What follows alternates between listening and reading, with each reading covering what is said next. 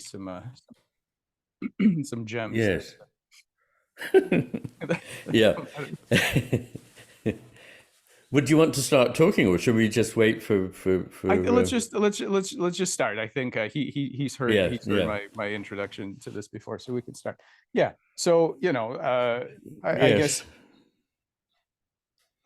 yes, yeah. Well, yeah. Go ahead and ask me again what you were going to ask. Yeah, just to kind of summarize what I'd love to hear you talk about. So my claim is that the process of evolution is not guaranteed to optimize for most, if not all, of the things that we value. So happiness, intelligence, meaning, all of these things.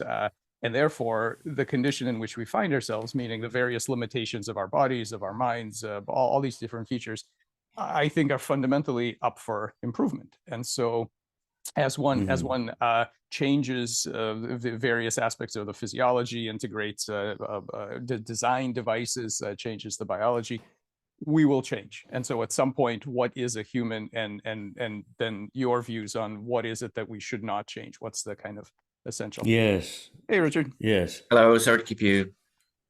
Hi, Richard. Hi, Iain. Yeah. And happy Easter, by the way. Happy Easter. So, so we've just started. I was just going to comment on something that Michael said. It's very important, I think, about the way we're evolving, what we're capable of doing, whether evolution takes any note of the things that we would actually value or not. And I think there are several things really to say about that. One is to do with the model that we have of a human and what effect that has on us as well as on the research.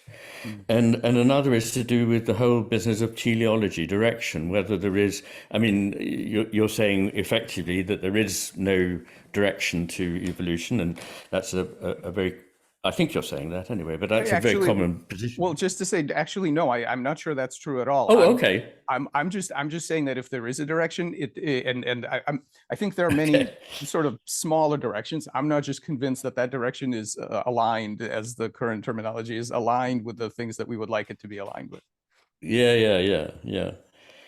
Well, I think the biggest problem for us is, I've always found and increasingly found and have critiqued at length, the sole use of the model of the mechanism or machine in describing what a human being is. And I think that at the same time that we believe, although the belief may not be well founded, that we're creating machines that are more like humans, humans are indisputably being forced to be a little more like machines in order to interact all the time with what is increasingly a machine at the other end of the process, not another human being. So I think it has its impact for good or ill, and I think largely for ill. It can help us answer certain very small scale questions, because in a complex system, you can always find small areas. If you home in narrowly enough, you can find an area where a mechanism is actually quite a useful way of thinking, but it's not a good model of the organism as a whole. So this also entails that when we think about human beings, we think of them largely in terms of a certain kind of cognition that we liken to something a computer might be able to do. But pretty much everything that matters in our lives is not at all like this. When you listen to an astounding piece of music, when your daughter gets married, when you simply turn outwards to the beauty of nature, almost anything that we do that is not rigorously tied to some matter of expounding in words, we're always bringing a whole host of things to bear that are the things that do give meaning to life. And there is a tendency to say there can't be meaning and there can't be values. I'm not saying this is your position, but I'm just saying this is a position that one frequently counters. And my feeling is that there's a problem with it, because we decided in the late 17th century that we were going to pursue a kind of science in which any ideas of purpose, direction, or value were ruled out at the base. And so it's a bit of a petitio principii to spend a couple of hundred years examining the world and then say, we can't find any purpose or values in it because we ruled them out at the start of the process.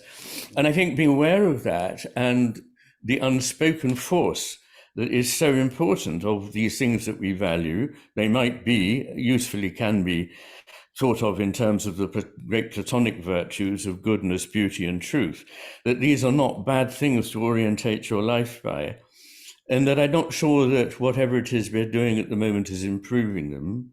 I also believe that there is enormous value in what looks very negative to our point of view, because the very idea of negation is to us something bad.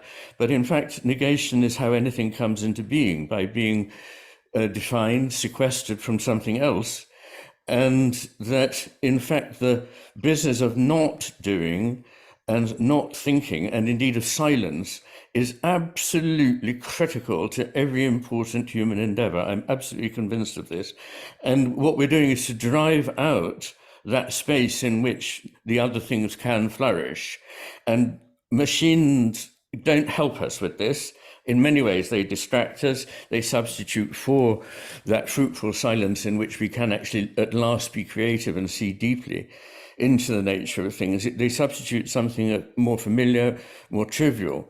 So I think those are some of the problems. And on teleology, which is another angle, whether we're going anywhere that sort of would do us any good, I mean, I just have a simple observation, really, which is that, why is there life at all? And why is it going in the direction that it seems to be going in terms of evolution? I think I said last time, and I'm not sure that both of you didn't agree, that consciousness may not be something that emanates from life, but is actually there in the cosmos. Is an ontological primitive.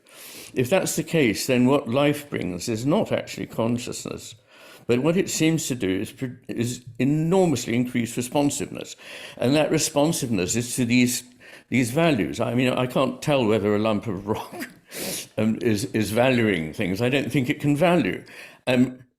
Creatures can value. And some creatures can value rather narrowly, and others value, I mean, a single cell can value certain things, but we can value more than any other creature. And so something is happening in evolution that is at the cost of survival, because we are fragile, short-lived, vulnerable creatures compared with many far, far, far longer-lived ancestors. And I may have mentioned this, but there are single examples of actinobacteria in the depths of the ocean that are themselves around 1 million years old. So going through the redwood forest with their thousands and thousands of years, and coming to the human being with this measly 70 years. And we're obviously not doing terribly well on surviving. I think that there's something that's driving this, and I think it is responsiveness. I think it is that we are responsive to these deep things, and response has in it this idea of responsibility and the sort of moral engagement with the world. And I know this is nothing like what I'm sure is normally talked about in the world in which either of you operate, but I do think it's important that just actually creating texts, including from a computer that can spew out a text, is taking us further and further away from the essentially creative, essentially connective, reverberative, resonant nature of human experience. So sorry, I rather did a little spiel there, but I was trying to compress quite a lot into a short space.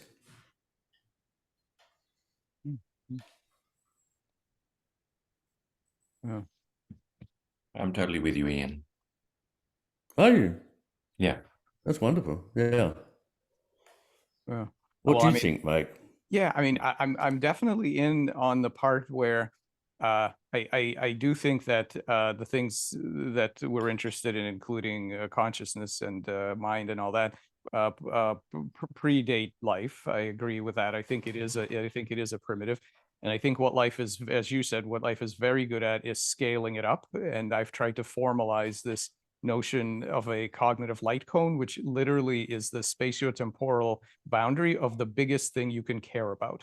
So the biggest thing you can activate, the goals, right? So I've got this formalization of the biggest goal that you as a cognitive system are capable of pursuing, from little tiny local goals of bacteria and things like this to, you know, humans potentially having planetary and wider scale goals and things like this, including maybe uniquely the first ability to have goals that are bigger than your lifespan. Right. You know, if you're a goldfish, all your goals are achievable because they're smaller than your expected lifespan. So it's fine. But if you're a human, many of your goals are fundamentally unachievable, perhaps. And so there could be various psychological pressures there. But you know, I'm completely with you on all of that.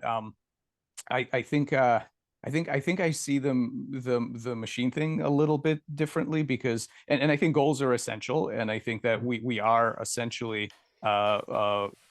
goal-driven observers and with values and all of that.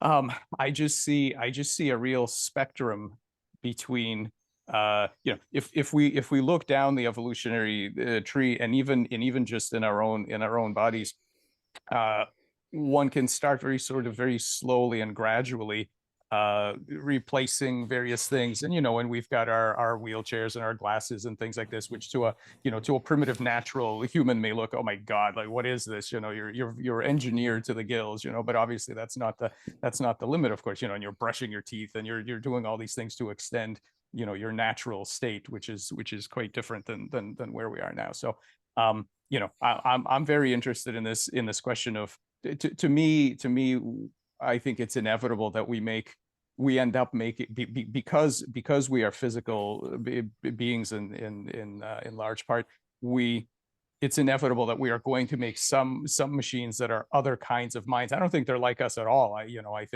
think just because we can talk to them doesn't mean that they're like us at all.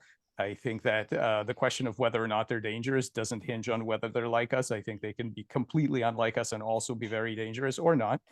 I think yeah, I'm sort of focused on this diverse intelligence idea, where there are many other types of minds. Some of them are very different than ours, and there are pros and cons to, you know, sort of relating to them. But there are many different types of entities out there.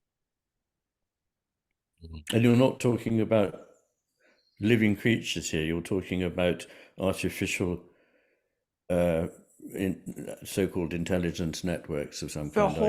The whole business. I've tried to literally draw out a space of, like, there's a space of possible beings that you can make.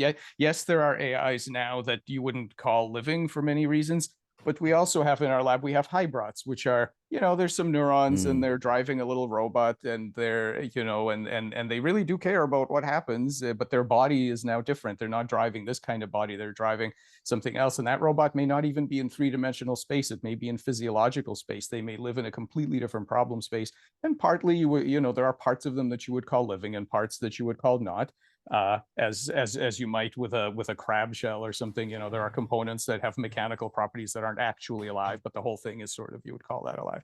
So there's just, you know, the space of possible. I think these crisp categories used to be quite useful when the technology wasn't there to blur them, but now we're starting to see that the possibilities are such that I'm not sure these very binary categories can be maintained, you know, in the space of possible beings. I think we're going to be able to explore, and maybe out there in the universe already, you know, so it's already been done, but we are going to explore all kinds of hybrids and cyborgs and every possible, you know, combination that has a novel body and mind.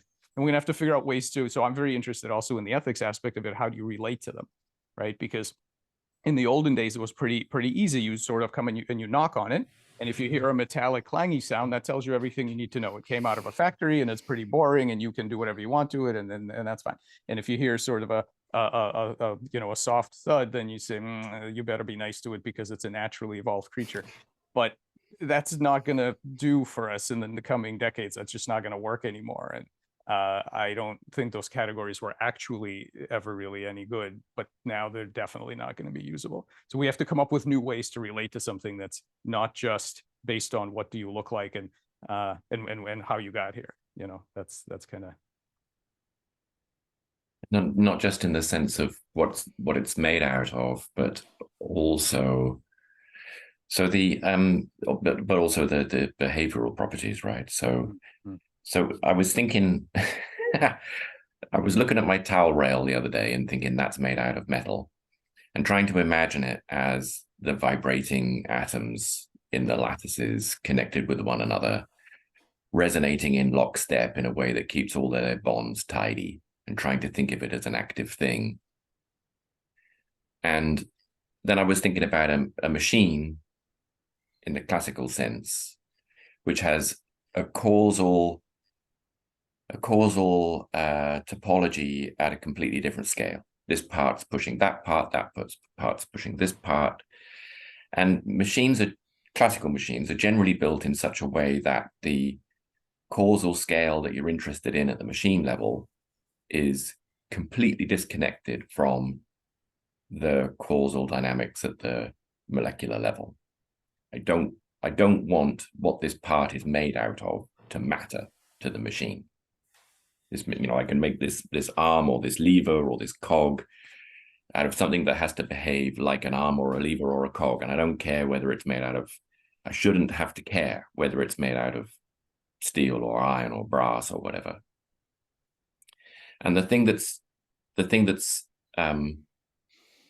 different about organic systems is how well connected those different dynamical scales are.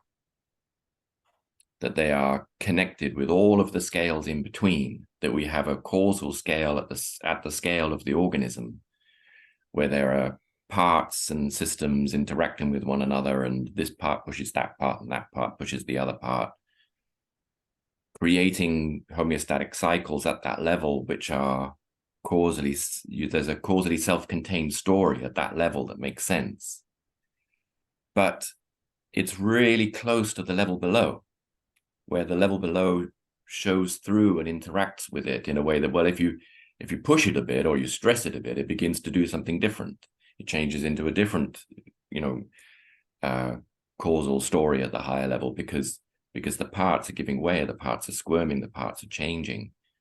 And that in a truly organic system, a living system, filters down through all of the levels, right down to the molecular components, that we can change our gene expression by thinking about it, by deciding to, which is just insane, right? We can go from this causal level of something that's happening at the scale of our bodies to something that's happening at the atomic scale. And those causal scales are connected with one another, upwards and downwards.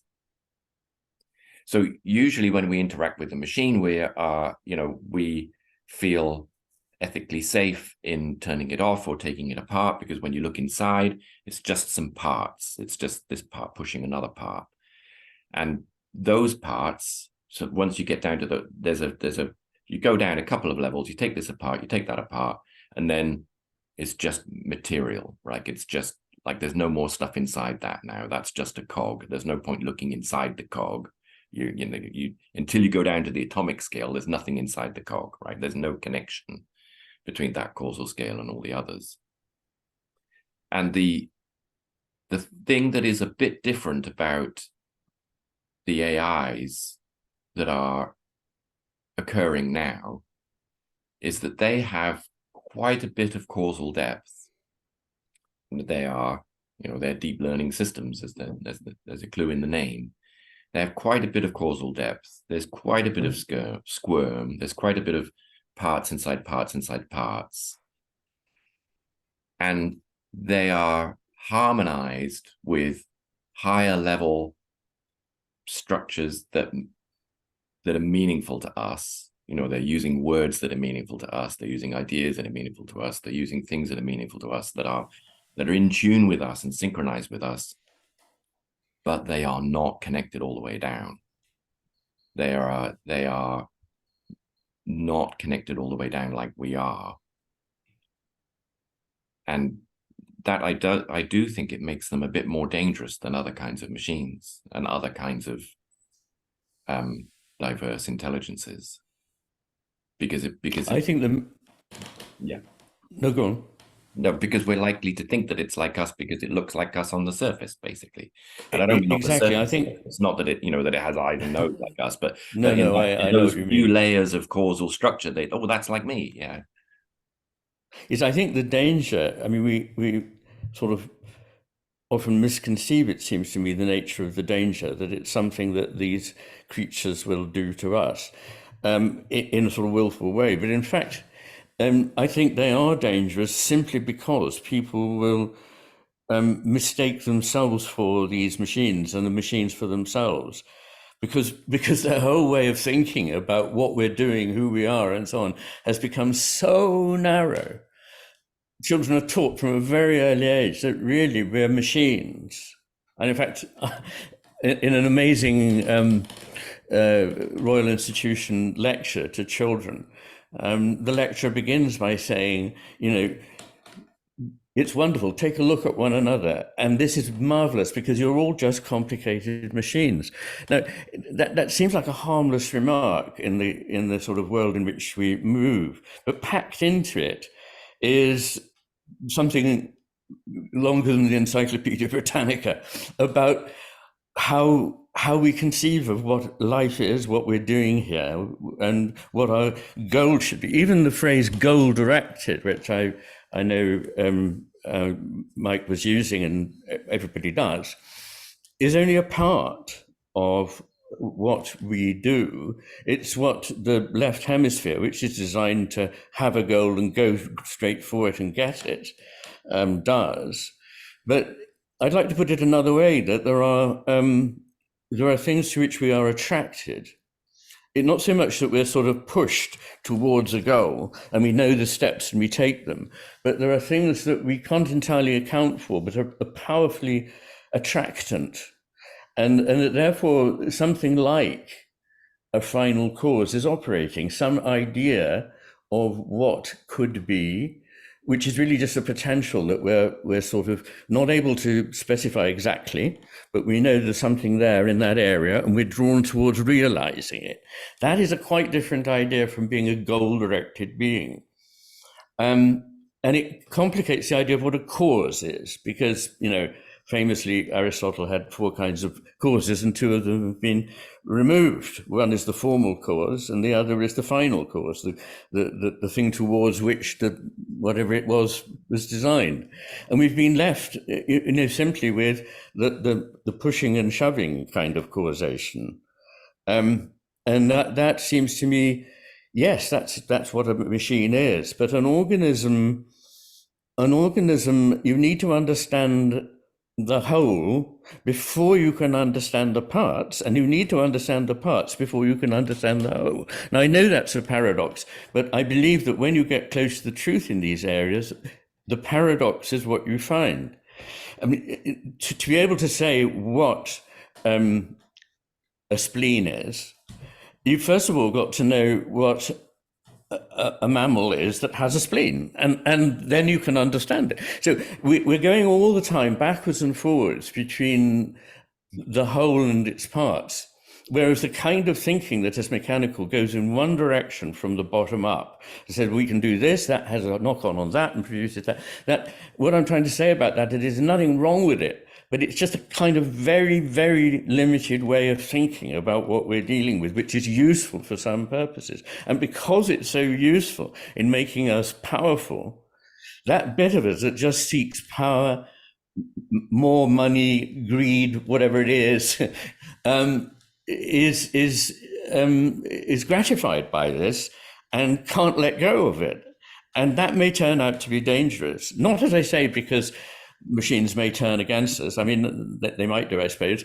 But in a certain curious sense, they're already doing so, if I may say so. I have found my life, let me make a homely aside.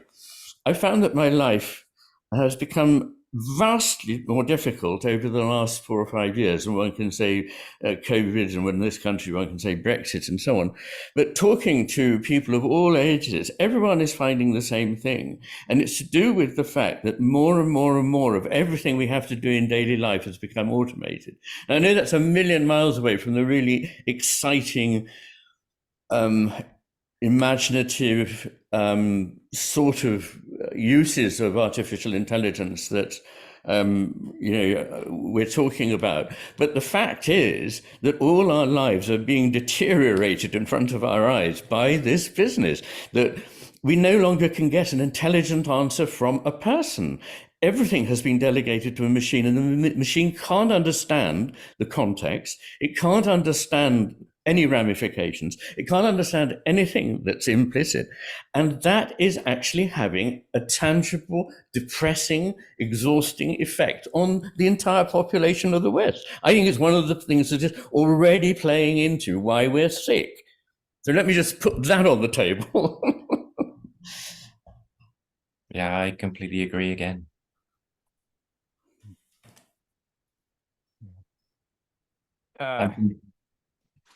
Go ahead, Mike. Well, I definitely agree again with the first part. So I think that story of drilling down to the parts which we can do, and we can see all the little cogs and things that are inside of our cells. I mean, literally little cogs and things, and say, well, look, you're nothing but a machine. I mean, I agree that is a very pernicious story, and I think that there are other such stories, as we've talked with Richard many times about the standard dog eat dog view of evolution and free will, the business around free will, and all of these I think are very pernicious stories for the human kind of experience. But I have kind of a weird, I won't say solution, but I think the answer lies in sort of the opposite direction. So long term, and I don't know, by the way, that we will make it out of this. I think we're in a local minimum. I think things are trending downwards in these cases, as you said. But I think, and if we make it out of it, I think the way to make it out is actually to go in the opposite direction and to really embrace this diverse intelligence field. So what I see in a lot of discussions about this is people will say these things are just like us, and therefore all this good stuff, or they're not at all like, or they're just like us and all this bad stuff. I think we have to embrace the idea that we are not the measure of all things, and that we have a tendency to look at everything, and as you say, it's extremely dangerous. Both of you have said this. I think it's very true. It is extremely dangerous to misunderstand your interaction partner in every interaction, in the good ones, in the bad, in the adversarial ones. If you have a fundamental misunderstanding of what you are interacting with, you are not going to do well. That's just, but I think the answer to this is to really get comfortable. And I hope, the people of the future, and I think kids are not bad at this natively, will have this intuitive understanding that we can relate to many things, and many of them are just not like us at all. And that's okay. And we don't need to assume that they must be like us because they speak like us. That used to be true. It used to be that the only thing that talks were things that kind of like you, but that's not going to be true in the future. Your tea kettle will have opinions about, how much caffeine you should have and things like this. And everything in your life will talk, but that doesn't mean that they are like us. And I think if we truly embrace the lessons of diverse intelligence, we will figure out that there are many minds, and many of them fail in different ways than we do. And we do too. We confabulate and we, make things up and whatever, fine. But they will have different failure modes. And you just need to know, much like we have with our, various animals and things, and this will just scale that up. So I think really, really biting down on this idea that there will be things that, mimic aspects of our behavior, but are just not like us at all. I think in the end, we will come to grips with that, and and then we will have more productive interactions with each other, with them, with everything else. I think this ability to only look at things through our own, which, if of course it's natural, kind of through our own lens, is really hurting us here, and it's going to, and exactly as you said, not because they're going to do anything to us, because we are too myopic to realize that not everything is exactly like us. I noticed a bit of what I would feel is a bit of a slippage in what you said, in that you were looking for examples of intelligences other than our own, and you mentioned that ghastly kettle that I shall put straight in the bin if it speaks to me even once about my caffeine intake. But you and so there's that.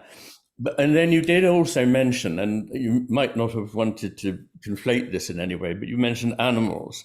And, one of the things I feel very strongly about, I'm not a terrifically a person to pick up the fashions of the moment, but one word that I do think has become commoner and is important is anthropocentric, that our view that we are very special, no doubt about it, and we have qualities and characteristics that other animals don't. But the idea that somehow there's any comparison between a machine's ability to have what I insist is not intelligence, which would require understanding, which would mean having feelings, appreciating history, context, and having a body, and knowing you're going to die, that is not the same as a more, as we look at it, limited intelligence of an animal, which comes out very rough on this, because if we prize particularly the kind of cognitive processing, to use the jargon, that as it were a machine can do, and think that's what's special about humans, well, these animals can't do it to the same extent. But I'd like to say that there's an awful lot going on in the minds of animals. And the more, you will know about this more than I do, Mike, but in researching over the last 30 years, the capacities for animals to understand things, to think, to make calculations, but also to feel things, to honor things, to have rituals, they are truly intelligent beings in the way that I don't think that the machine, however suave its overview of Wikipedia is, and suddenly coming up with 300 words on what is Iain McGilchrist really about in his latest book, which somebody showed me the other day. It wasn't a bad stab, but it's not intelligence.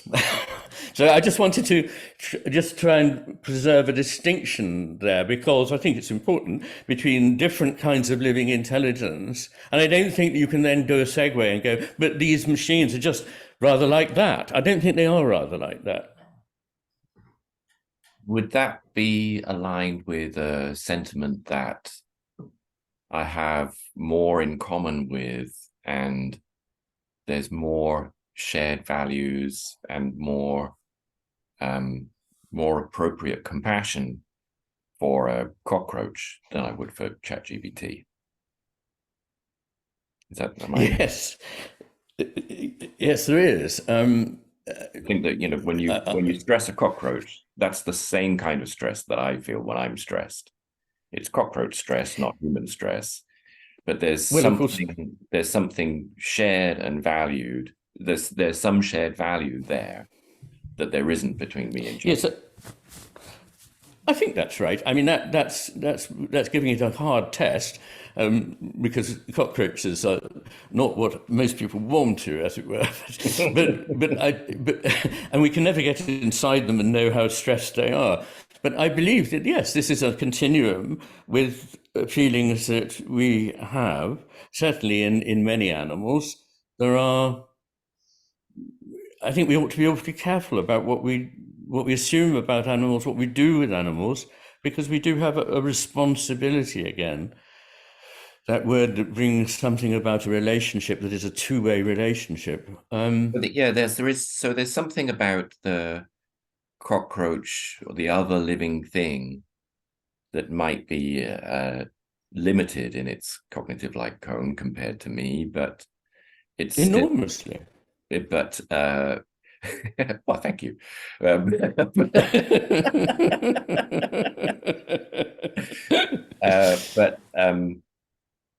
But built of the same stuff. And by I don't really mean that it's organic. I really mean that it has the same causal structures at the deep levels like I do. Whereas when I look at myself in a mirror, I see something very like me. I see something that appears to have the same causal structures that I do. And if I was to watch a video of myself, then again I would see something that's very like me, but not an obvious reflection of me. It's a little bit delayed or lagged. And AIs are able to make reflections of us, and not just reflections of one person, but of humankind. Yes. But there isn't another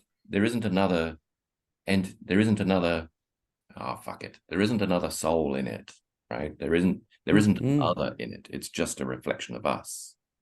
And reflections of us I believe might that. be useful, but they're not. But the cockroach really does have another thing in it. It's also a reflection of me, because it's from the same tree of life, but the depth of the folds involved between me and my relationship with the cockroach go much, much deeper than the depths of the folds involved between me and an AI that's just a reflection a few layers deep. Yes, and I'm reminded of another insect, good old Drosophila, and Barbara McClintock's revelation that some kind of meaning is going on here, that the whole organism is able to react to parts of itself that it knows are not working, repair them, and do so in a way that it may not ever have been prepared for, either by heredity or by its own experience. So odd things like this that we now know are going on all over the place, these apparently intelligent decision making coming from the whole and going back to the part, seem to me an important part of what we're talking about here when we're talking about a living. It's only a part of it, of course, about a living thing. But I'm very pleased that you're not afraid to. I'm going to have a campaign to reintroduce the concept of the word soul, the meaning of which I haven't any idea. But I have lectured several times on its indispensability, and if you've got a spare hour, I can show you how there is no way you can do without this word. It won't be translated into emotion, intelligence, cognition, whatever, will, or anything else. But there's something there which is experiential, and that is the difference. And it's not just a technical difference, that difference. It's a vast difference, which is why I'm slightly concerned about the slippage I feel that can be made in this area between a living being and a mechanism, a machine, which is useful, of course, but it's only useful if we're wise enough to know how to use it and when not to use it, as with all tools. And we've got amazing power to alter the world without any noticeable recent increase in wisdom. In fact, on my wisdom counter, the thing is sort of sagging towards zero. Yeah, that's very interesting. I mean, the slippage, of course, to me, the slippage is essential, because as we look down and at the origin of life in the simpler forms, I would like to think that the paramecium has a soul in our sort of parlance here, but it's awfully close to the kinds of things that molecular biologists are going to be able to make using fairly machine-like interventions, and one can imagine replacing some parts of it. And so I think that aspect of slippage is unavoidable. However, I completely agree with you that today's, what we call AI today, does not share the things that we're looking for here. Okay, I don't think it has that. However, I have a lot of trouble thinking that evolution has a monopoly on creating things that do matter. I think that these beings that we talk about even though we don't have any purely artificial ones today that match this description, I find it very hard to believe that only the process of evolution can create them. And I think that if we knew, well, evolution didn't create those either. yes, That's how little faith I have in evolution. Yes, that's a whole other thing. I agree with that too. But I mean, but typically people, right, when people say, look, this is an organism and the machine is never going to whatever, what they mean is it's some sort of natural product of this tree of life and this. I really can't believe that is the only way these things can ever come to be. And I think that the shared, so I also like what you guys said about having a shared causal structure and things like that. Here's what I think is essential to be shared. I don't think it's to be on the same tree of life, because otherwise we can't relate to, you know, aliens and whatnot. I think what needs to be shared is the existential struggle. I think that what we want in common, and you can sort of think about this. Somebody asked me this once, you know, if you were going to go live on Mars or off in a cave somewhere, what do you want with you? Well, you don't want a Roomba with you. That's not going to help. You want a human experience. I'm not sure I want a human experience necessarily. You know, I think I could get along with an alien that didn't have a human experience. But what I do think we need to share is that basic existential struggle, that autopoiesis, where you constructed yourself from your bootstraps at the beginning of, and there's a lot more that can be said about this, from scratch, from parts, and you didn't know ahead of time as you were coming into this world what you were, or what your parts are, where the boundary between you and the world is, what your effectors are, what you say. All of that had to be self-constructed. You are in danger of disappearing pretty much at any moment. And so these are the sorts of things, this, for lack of a better terminology, this existential struggle, which current machines and robots and such don't have. They're told from day one, here, this is your body, here's the border between you and the outside world, this is what you're going to do. You get all the energy you want. All of these things are completely different from us. So that's where I would pin it. I would, you know, I wouldn't, I think it's more about that. It's more about knowing that we are both facing the same kind of fundamental existential problem in the world of figuring out who and what we are, and where we begin and where we end. And from that, I think we can build rich, fruitful, ethical relationships with things that have that origin story, even if they are nothing like us, and so on. Interesting. Wouldn't they have to have experience, though, Mike? You know, in a way, what you said is the machine knows all this stuff because it's been told it, yes. And that is absolutely non-experiential. What you're saying about a human being is that we learn everything through experience. Well, let me qualify that, because we know that there's a lot that is inherited in some way, and that seems to be getting more complicated and difficult to follow than it once was. Quite where that's coming from and what it is, but still there is that shape, and it's therefore to do with experience. And if you were in a spaceship with something that you didn't know had any kind of experience, but was just programmed to say certain things, I think that would undermine, for me, entirely any quality in it, because there would be no shared feelings. We seem to glide away from whatever you want to call it: feeling, experience, emotion, consciousness. These things that give us everything, actually, that matters. I mean, as soon as you start to think about it, everything that really makes life worth living is not something that you can measure in the lab, find, or insert in another creature. I mean, what is love? Love is indisputably in existence. I mean, anyone who's had any kind of a life, there must be people who've never experienced love, very sadly, but it would be mad to deny it. But we can't say anything about it, where it is, what it, you know, how big it is. Or how to give, you know, put it into another object or a being. It's not like that, and so that's just one example, but I mean, you could say the same thing about beauty and truth and so on.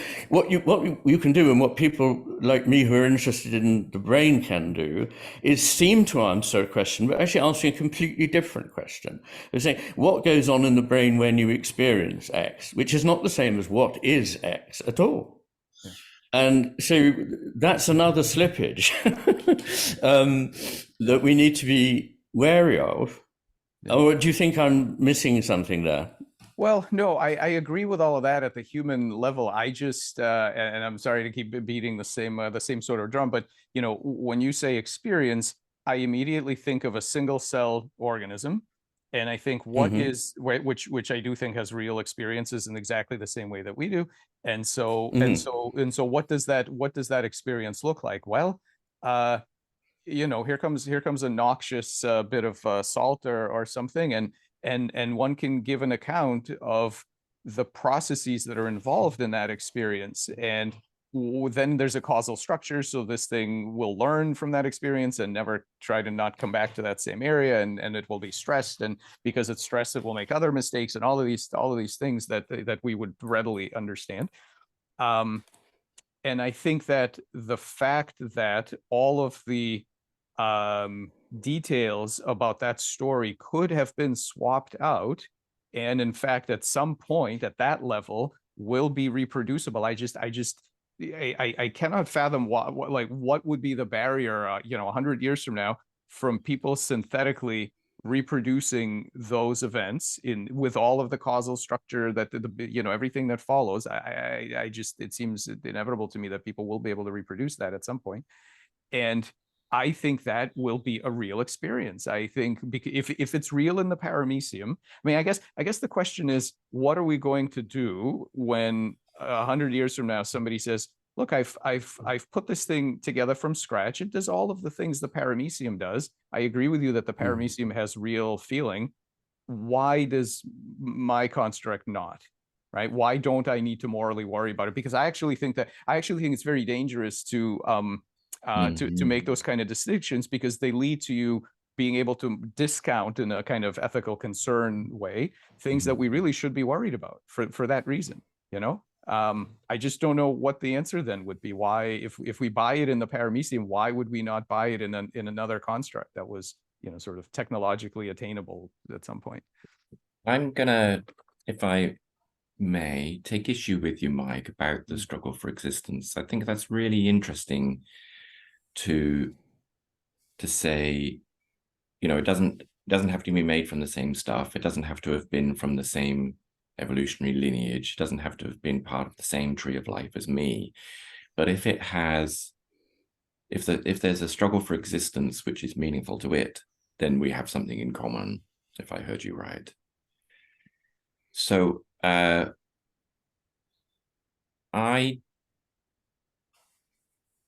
don't think I want to go that way. I don't want to view my existence as a struggle, even. I don't think life is a struggle for existence. That's part of the mythology created around the separateness of me and everything else. Life is really a harmonious resonance between me and everything else, not a separateness, not a me trying to persist whilst everything else that's not me doesn't matter to me. All of the meaning is taken from my relationship between me and the other. Exactly. So if I would gravitate towards something like, I'm more likely to have a genuine relationship with something in a way that matters to me and is meaningful to me, if it has the same harmonic depth that I do, that there's multiple levels of causal structure inside it in the same way that I do. But how am I going to know that if it's not in the same key as me? Right? If it's operating, so you can build a song, right, out of you start with a particular fundamental and you add lots of other harmonics and you take some particular harmonics out and you phase shift some others and you look at the intervals between them and you create this construct which has lots of harmonic depth to it. And now it meets another song. And do they have any relationship to one another? It's like, well, if they really weren't built from the same fundamental, then they could be discordant with each other at every level of that hierarchy in a way that they just don't dance together at all. I think that what that will look like to us is not another living thing that we can't get on with. What that looks like to us is nothing at all. That it has no harmonic resonance with us at any causal scale. We can't even see it. It's not even there.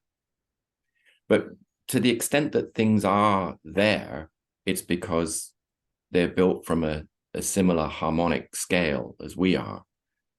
And when one song meets another, and it says, "Oh, look how we are harmonizing together, how we're jazzing together here," it's because, oh, I've got part of that refrain too. Oh, I know that. That little refrain makes sense to me. I've heard it before. Look how it fits together with mine. And the only way that it fits together with mine is because we are actually different branches of the same tree drawn from the same fundamental, because there isn't any reason for us to harmonize with one another otherwise. Yeah, well, I agree completely that it may be extremely difficult, if not impossible, to really be able to tell that when your implementation is significantly different, right? So this is something, I always come back to this has been retread in science fiction from day one, that there may be intelligences that are so alien that we are just not smart enough, our concepts are just not mapping at all, that we can recognize each other in that way. And I think that's certainly possible. But and I also I take your point about the struggle. That's a very deep thing that I don't know yet what to say about that. But I will tell you that it's more like there's and I'll send this around later on. we don't have the time for me to read this all out, but there's a poem, I guess is what it is, by Oriah Mountain Dreamer, that basically talks about this very issue, which are these, it's what keeps you up at night, like that it's not that, like, I'm not claiming that life is supposed to be a struggle, but having shared concerns, which automatically presupposes, right, that you've got goals, and that you are not a constant, that the paradox of transformation, and all of these things that are fundamentally kind of, even if we are in harmony and so on, I still think that there are these fundamental big questions as far as what we are and what we ought to be doing. These I just don't see, and maybe this is my own limited development, but I don't see any way of getting rid of those, even with the love and the IQ and everything else. I don't see any way of getting rid of those fundamental questions that are supposed to be keeping us up at night. And I'll send this around. This kind of says that he said it better than I ever could. And I like the emphasis on a relationship in what you had to say, Richard, because I believe that relationships are absolutely fundamental, and therefore it's not about a thing that is atomistically angsting about its survival, but it's already constituted by a web of interconnections and is part of that. And heaven knows, I'm not going to deny that life is very often a struggle. It surely is. But there's also a lot left out of the picture if we focus only on that. And we've had this about evolution, that evolution, used to be presented as purely a matter of competition, but we know that it's more a matter of collaboration than it is of competition, though competition plays a very important part. So there's a lot of relational stuff that's very important to the existence of a being.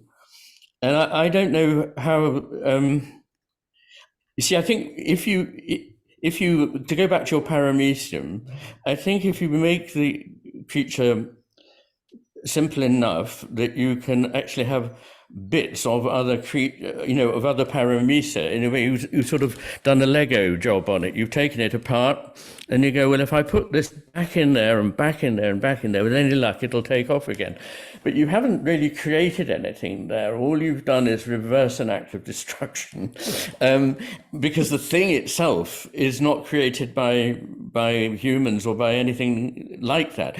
We don't have to be from the same tree of life in the sense that, there are many branches of it, of course, and so forth.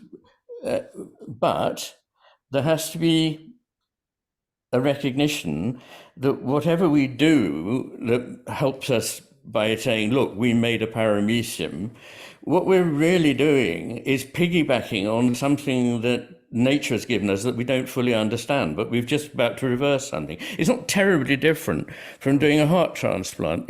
Person needs a heart, there is a heart, we put the heart in. But of course, what's really exciting and interesting about heart transplants, and it's not an urban myth, is how so many accounts of this, how after a heart transplant, the person takes on something of the person whose heart they've received. And I know of one senior surgeon at Hairstock in this country, which is a centre for transplants, who gave up doing his work because he was so spooked by what he was doing to people.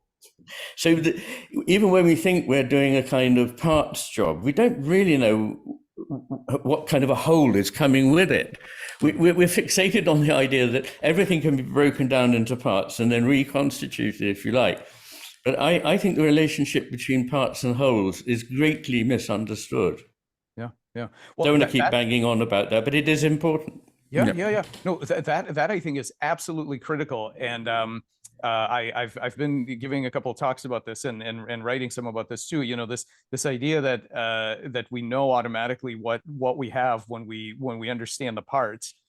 It's just completely wrong, but very, very pervasive. And I think, I agree with you about taking apart the paramecium and all that. Let's go even further down then, and there's this emerging field of active matter, which I think is extremely interesting. And I think it really, all of this, a lot of people think that this sort of undermines the kind of humanist organicist things that we've been saying here. And I think it's just the opposite. I think all of this work on these amazing, unpredictable, emergent properties of very simple systems are actually highlighting exactly what we started out with, which is this claim that deep cognition is in some way a feature of the universe, and that we're all, in many ways just basically pulling these out of when we create these machines, these physical bodies, we're basically just pulling out some interesting things out of some Platonic space of minds out there. There's truly minimal matter. We're talking about 2 or 3 chemicals at most. I mean, that's it. So this is not like taking apart some complex paramecium because we don't really know how it works. This is literally like, you see all the ingredients. There's just 3 of them. And what you're starting to see is unexpected problem-solving behavior. Now, I'm not claiming that this is, of course, got all the richness of the human experience. Of course not. But I think that the thing that you've got with a paramecium can already be sort of begun, and I know you may not like the slippage, but I really think it's a continuum. It's right. You've already got it there, and you didn't put it. I agree with you on this. There are parts that you did, which is to put together the physical system, and there are aspects of the whole that you did not put in, you didn't create, you didn't predict, you didn't know it was going to be there. None of those are on you. What you created was a physical manifestation that seems to somehow pull down some of these dynamics that we have a very poor understanding of.